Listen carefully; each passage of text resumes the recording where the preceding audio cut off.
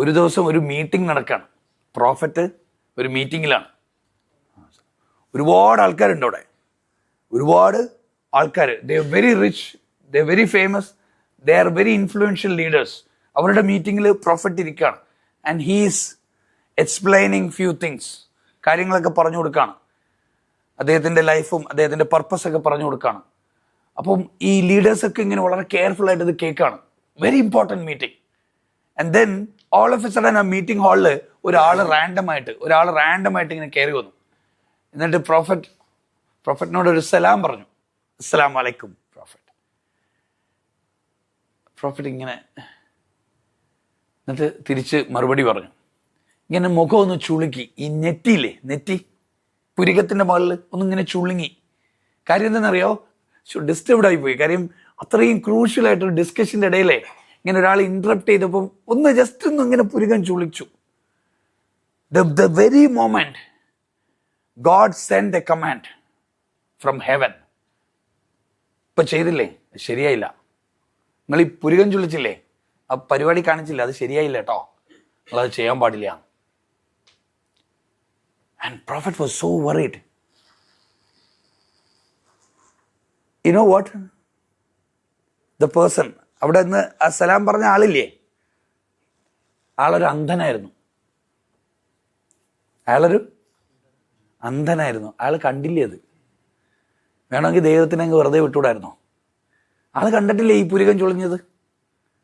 ലോകത്ത് ആരും കാണില്ലായിരുന്നു, ലോകത്ത് ആരും അറിയില്ലായിരുന്നു, ലോകത്ത് ആരും കാണാത്ത, ലോകത്ത് ആരും അറിയാത്ത ഒരു സംഭവത്തെ ഒരു ഹോളി ബുക്കിനകത്തൊരു ചാപ്റ്റർ ആക്കിയിരിക്കുക ദൈവം. എന്തിനാ?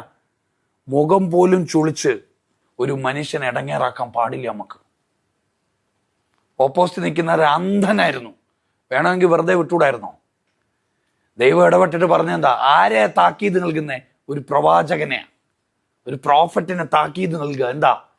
പുരികം ചുളിച്ച് ശരിയായില്ലാന്ന്, നിങ്ങൾ അയാളെ ബഹുമാനിക്കാതിരുന്നത് ശരിയായില്ലാന്ന്. നമ്മളപ്പോൾ നമ്മുടെ കസ്റ്റമേഴ്സിനെ റെസ്പെക്റ്റ് ചെയ്തില്ലെങ്കിൽ ഉണ്ടാകുന്ന അവസ്ഥ ഒന്ന് ആലോചിച്ച് നോക്കി. ഒരു അന്ധനെ ഒരു പ്രവാചകൻ ബഹുമാനിക്കാത്തപ്പോൾ ദൈവം ഇടപെട്ടു. അപ്പം നമ്മൾ കസ്റ്റമേഴ്സിനെ റെസ്പെക്റ്റ് ചെയ്തില്ല. കാര്യം വരുന്ന സമയത്ത് ബോഡി ലാംഗ്വേജ് വീക്ക് ആണെങ്കിൽ, if our body language is not positive, I'm telling you, spiritually we will not have blessing. നമുക്ക് ആത്മീയ ബ്ലെസ്സിങ് ഉണ്ടാവില്ല. So when you have a customer who is in front of you, give him full attention. നമ്മൾ എന്താണോ ചെയ്യുന്നത് ആ ചെയ്യുന്ന കാര്യം അവിടെ നിർത്തിയിട്ട് you focus to your customer. Give him attention. Welcome him. Have a statement, uniform statement. Assalamu alaikum, good morning, namaskaram, whatever, but standard one. Make sure you do that as a standard practice. കാരണം എന്തെന്നറിയോ? Otherwise your conversational journey will not be smooth. You begin with the end in the mind. Customer വന്നാൽ എന്തായിരിക്കണം മനസ്സിലുണ്ടാവേണ്ടത്? തിരിച്ചു പോകുമ്പോൾ customer എങ്ങനെ പോകണം? സാധനം pack സാധനം പാക്ക് ചെയ്യുന്നു പറഞ്ഞോ? സാധനം പാക്ക് ചെയ്ത് സാധനമായിട്ട് ക്ലാപ്പ് കൊടുത്തേ. തിരിച്ചു പോകുമ്പോൾ സാധനം പാക്ക് ചെയ്തുകൊണ്ട് ആൾ പോകണം, ചിരിച്ചുകൊണ്ടിറങ്ങണം. He'll come as a guest, but when he leaves the floor, he has to leave as your fan.